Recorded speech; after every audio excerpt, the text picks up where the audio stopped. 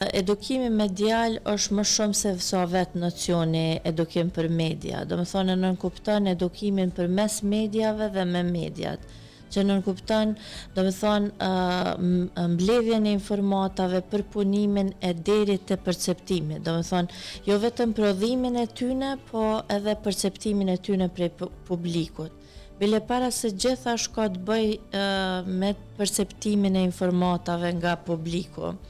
Kështu që është shumë i rëndësishëm, sidomos në kohën në të cilën po jetojmë, në kohën kur ekziston inteligjenca artificiale, ku mundësia e manipulimit të informatës është shumë e madhe. Sfida jonë e radhës do të jetë që ta identifikojmë, do të thonë, të mbrim ta identifikojmë manipulimin prej faktit. E kjo është një sfidë e madhe për shkak se sot, përmes inteligjencës artificiale, kopja apo emitimi apo manipulimi duket aq faktike, saqë për neve është e pamundur me arrit me e diferencu, me pa dallimin.